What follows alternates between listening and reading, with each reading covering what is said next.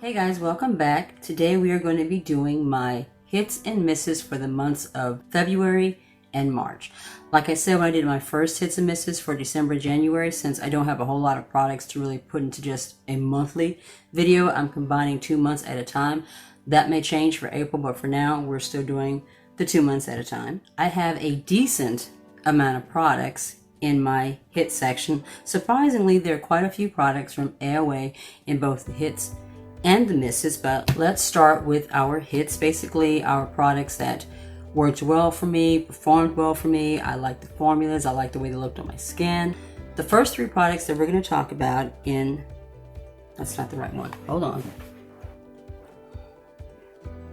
The first 3 products that we're going to talk about in our group of hits is the AOA Cream Sheer Blush. This is a cream blush. This is in the shade Charm. I really enjoy this formula. This is my first time ever using a cream shadow. As you can see in the pan, it's really rich dark red. When you put it on, it blends out and shears out to this beautiful, just blush coral shade that's just absolutely gorgeous on the skin. The next 2 products are 2 different highlighter formulas, also from AOA. This one is the Studio Perfect Pressed Powder. This one was such a beautiful shimmery formula that just looked absolutely gorgeous on the skin. Just left a nice, beautiful, kind of a natural finish. And then the other one is the Velour highlighter. This one is in Lucky and the powder one is in Lavish. This one is a cream highlighter. This was also my first time using a cream highlighter formula. I have these Super Shock formulas that are sort of, but they're really powders that feel kind of wet. This one is a true cream highlighter. And it is so beautiful and so icy. Just absolutely gorgeous. I am definitely looking forward, when things kind of calm down a little bit, to trying out some more shades in both of these formulas and in the cream blush as well. There was a powder blush that I also tried, but I like the cream blush a little bit better than the powder blush, so I'll more than likely continue using this one. I might not get any more of the powder blush. Our next product is from In Studio. It's the powder highlighter. This one is in Champagne Glow. This was one of my absolute favorite highlighter formulas. And this one was only 97 cents. This one left such a lovely, beautiful, healthy shimmer to the skin. Very, very natural, luminescent glow. Just absolutely gorgeous. All the AOA products, including both highlighters and the cream blush, all 3 of those were $1. So when you have a product that works really, really well for you and it's inexpensive, it's a win-win all around. Next we have foundation. This is the Screen Queen foundation from Milani. It's a natural finish foundation. It blocks out digital blue light. The whole digital blue light thing was like brand new to me. Basically what it comes down to is if you're on your cellular phone, any kind of digital device, phone, tablet, computer, laptop, there's some kind of blue lights that come off the screen, and those blue lights can be damaging to the skin. I've actually heard a couple of YouTubers talk about that. Emily Noel talks about that. She said that she notices that the blue lights kind of make her eyes tired, and she started using special glasses that block the blue lights, and since she does that, her eyes don't get tired anymore when she's editing and working on her videos. But I really, really enjoyed this foundation. I tried their Conceal and Perfect formula first. I absolutely hated that formula. I've seen so many people say that they love it, that it just makes their skin look smooth and blurred and like gets rid of all the texture and stuff. For me, it was the exact opposite. That foundation formula showed all my texture. It looked very cakey on my skin. It also left my skin kind of gray and ashy. It's just not a good formula. But this one looks so beautiful on my skin, so natural, just blends right in, and it lasts for hours. I have very oily skin. And this product, even though it's not an oil control formula, it's more of a like semi-matte formula, but I think even on dry skin, this formula would be really nice. It's very luminescent, and it just, like I said, it lasted for hours. The last couple of months, I've tried a lot of products from Good Molecules. Good Molecules is in a Beautylish exclusive line, and this is one of the products that I got. This is a silicone-free priming moisturizer, right there. It's formulated with shea butter, macadamia seed oil, and a plant-derived silicone alternative to deeply hydrate, smooth, and nourish the skin.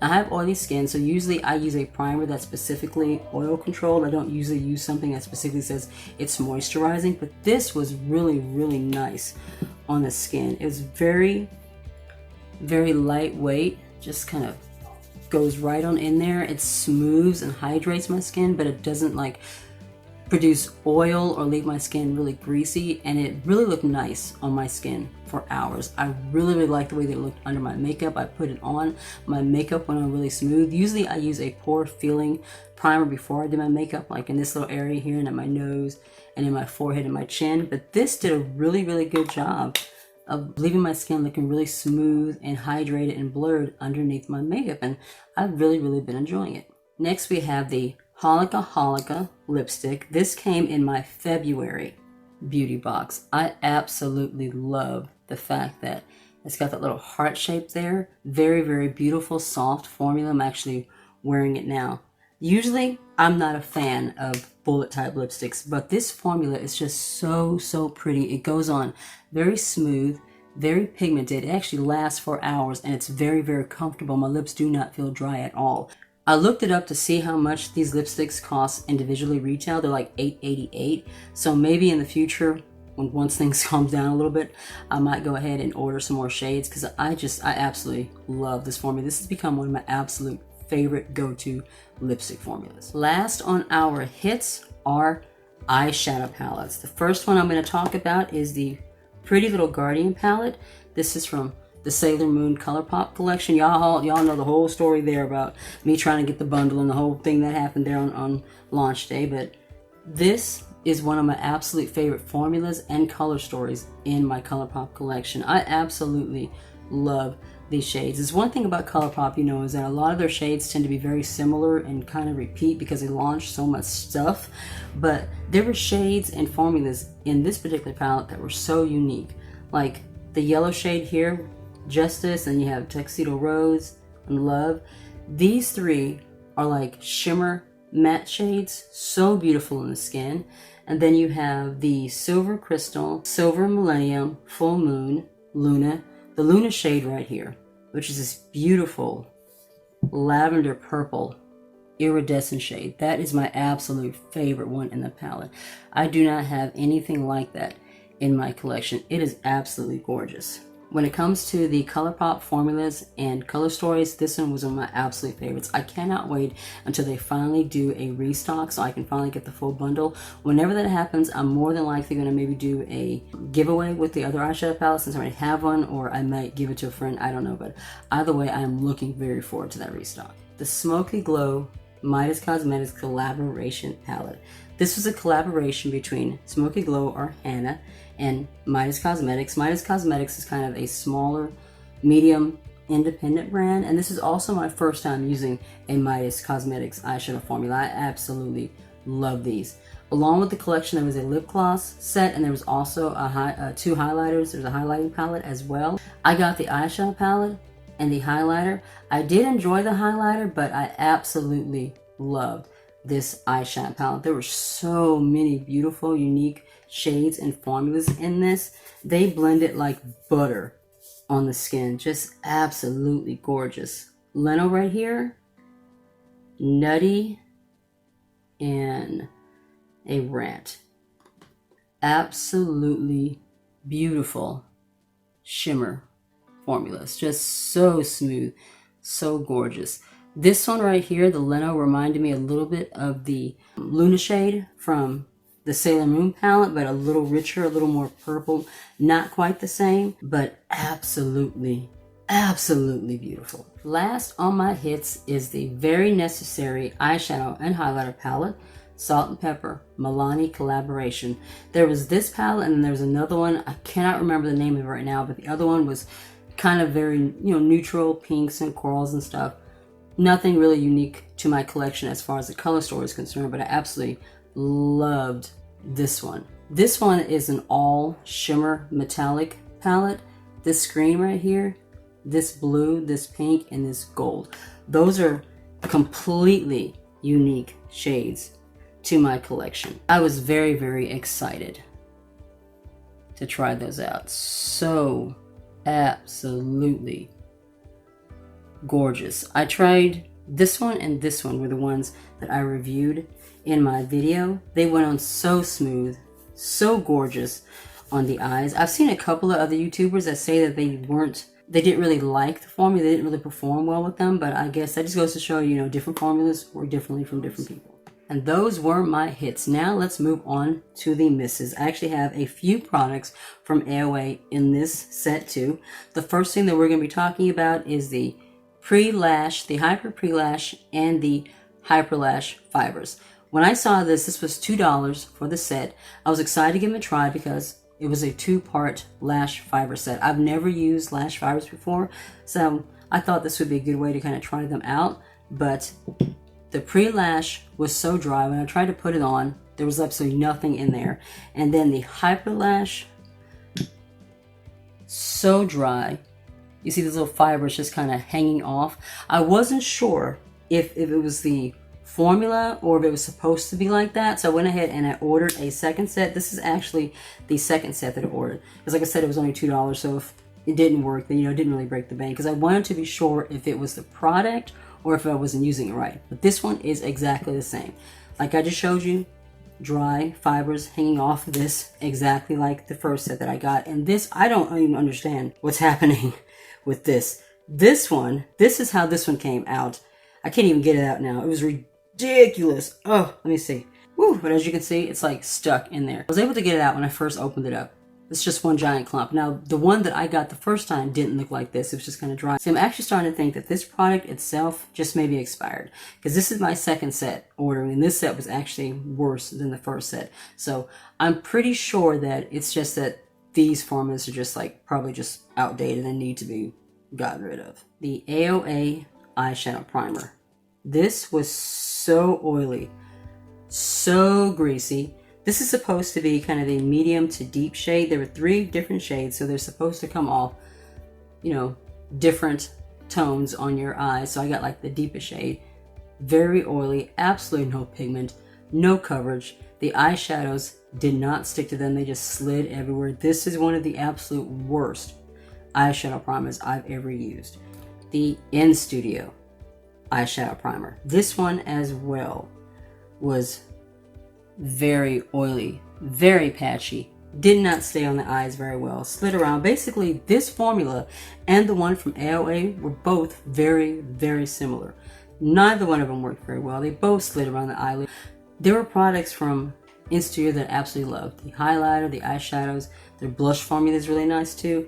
This was one of the products, one of the few products from the collection that just did not work. This is just not a good eyeshadow primer at all. So far, the eyeshadow primers that I have tried, just in general, I haven't really liked. So for the time being, I'm just going to stick to my Juvia's Place concealer that I use as an eyeshadow primer. Works just fine. I have one more product in my misses from AOA. This is the Sculpting Eyebrow Pencil. I absolutely hated this form. As you can see, look at that. It's very waxy. It's not going on very smooth at all. It had a little curved tip, and I was like trying to like flick the pencil on the eyes to try to give natural hairs, and nothing was happening. It wasn't going onto the eyebrow. It was not going on smooth. It was very, very patchy. My go-to eyebrow pencil is the one from the In Studio line. Absolutely love that one. This one just did not work for me at all. The last thing that we're going to talk about in my misses, and it's also the last thing in the video, is the BH Cosmetics liquid lipstick. This shade is in, I can't see that, it's very, very tiny writing, but it's a very, very, very pink shade. On the website, this looked much darker. It looked like it was going to be closer to this shade. This is Prom Night from Jeffree Star. As you can see, it's a very, very rich Barbie bubblegum pink shade. On the website, this looked very, very similar, but as you can see, they are nowhere near the same. This one kind of looks like Pepto-Bismol, and that's exactly what it looked like when I put it on. It looked like I slathered my lips with Pepto-Bismol. It was so patchy, so dry, so cakey. And this is the first time I've ever used a BH Cosmetics liquid lipstick. They had this huge sale where a whole lot of stuff was like 60 to 70% off, and the liquid lipsticks were like $1.75 or something, so I thought that would be a great time to try them out. I absolutely loathe this formula. This is one of the worst, for me personally, because I know people that have used this formula and they really like it, but for me personally, this was one of the worst liquid lipstick formulas I have ever used. And that's it, guys. That was my hits and misses for the months of February and March.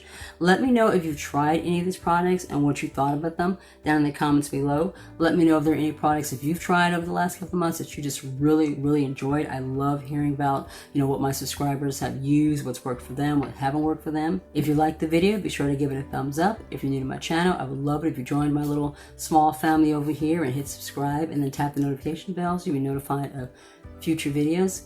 Take care of yourselves, be safe, and I will see you in the next one. Bye.